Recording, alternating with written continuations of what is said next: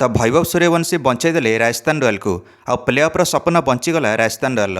Vaibhav Suryavanshi खेलीगले 93 run विजय innings मात्र 38 ball जो Rajasthan royal पिछा करुला 221 run विशाल target LSG विपक्ष निजर घरे मैदान सवाई मानसिंह स्टेडियम रे ए मैच खेलुला राजस्थान रॉयल एलएसजी विपक्ष जो थे राजस्थान रॉयल को निहाती जितियार थिला प्ले अफ दौड़ में निजक बंचाई। वैभव सूर्यवंशी आरआर जीतीगला 7 विकेट्रे। वैभव सूर्यवंशी 93 रन इनिंग्स एणिक फिका पकईदेला एलएसजी ओपनर मिचेल मार्शकर 96 रन इनिंग्स। वैभव को इनिंग्स देखी विपक्ष दलर मालिक संजीव गोयनका भी खुशी हो गले और ताड़ी मारे। आईपीएल मैच नंबर 64 पूरा रोमांचकर हो जाता। आज राजस्थान रॉयल अधिनायक रियान पराग बाद पड़ते जगह यशस्वी जायसवाल अधिनायक थे।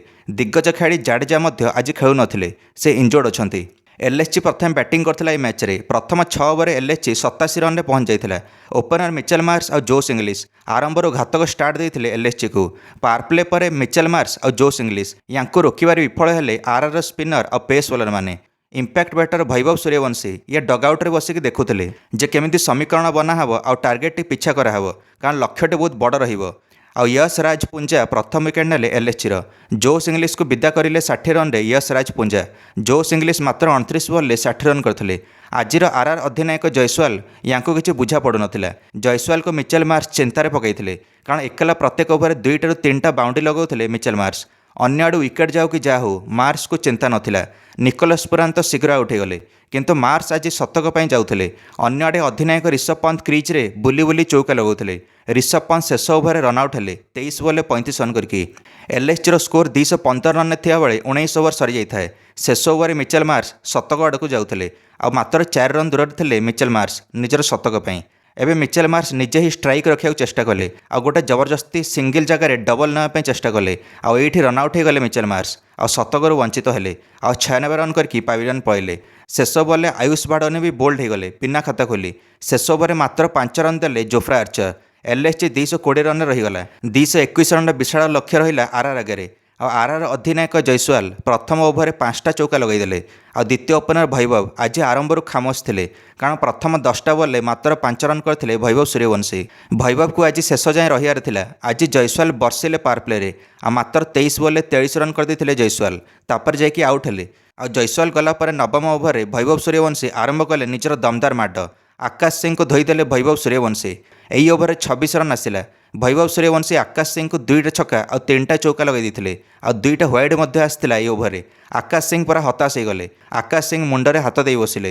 यही ओवर सरला पर आउ 66 बॉल 111 रन दरकार थिला आरआर को। वैभव निजर अर्धशतक संपन्न कले मात्र 23 बॉल। ध्रुव जुरेल एवं सिंगल नहीं स्ट्राइक दौले वैभव को। वैभव निज काम करते। अर्धशतक कराला प्रिंस यादव आसते बॉलिंग करने। आ प्रिंस यादव को मध्य छाड़े वैभव सूर्यवंशी। यांको मध्य 2टा छक्का लगेदेले। वैभव चलित आईपीएल 50टा छक्का संपन्न करें। यह सर्वाधिक छक्का चलित आईपीएल कौन बैटर द्वारा। आ 12तम ओवर ध्रुव जुरेल और वैभव ये 2 जण मिसिक धोईदेले मयंक यादव को। प्रथम तो ध्रुव जुरेल छक्कार छड़ी लगेले आ ओभर सरू सरू वैभव भी 2टा छक्का लगेदेले। समुदाय 29 रन आसिला। ये ओवर ध्रुव जुरेल गोटे चौका और 2टा छक्का मारिथिले आ वैभव सूर्यवंशी 2टा छक्का लगेले मयंक यादव को। मयंक यादव को 150 स्पीड बॉल किसी भी काम देलानी ये over. Mayank Yadav over RR निज अख्तियार नहीं गला मैच। एवं 48 बॉल मात्र 55 रन दरकार थाए।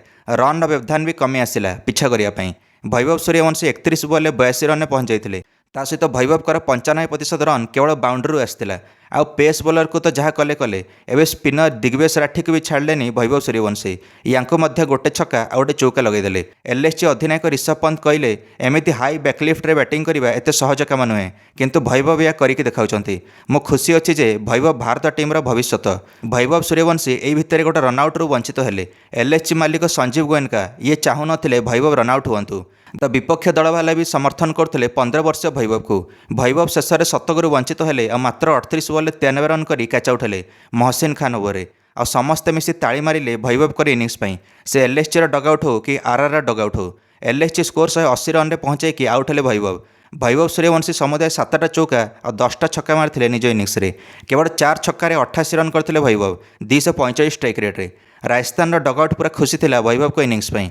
प्रथम 10टा बॉल मात्र 5 रन करते वैभव, किंतु बाकी 28टा बॉल 88 रन करदे वैभव सूर्यवंशी और 93 रन में पहुंच जाते। एवं 36 बॉल 41 रन दरकार थिला जेतବେଳେ वैभव आउट होकर पाविलियन जाउथिले। आरआर ପାଇଁ ମ୍ୟାଚ୍ ବନାଇ ଗଲେ ଭୈଭବ। ଦର୍ଶକ ବନ୍ଧୁମାନେ ଆଇପିଏଲ୍ ଇତିହାସରେ ଖ୍ରୀସ୍ ଗେଲ୍ ଠାରୁ ଆଉ 6ଟା ଛକା ଦୂରରେ ଅଛନ୍ତି ଭୈଭବ ସୂର୍ଯ୍ୟବଂଶୀ।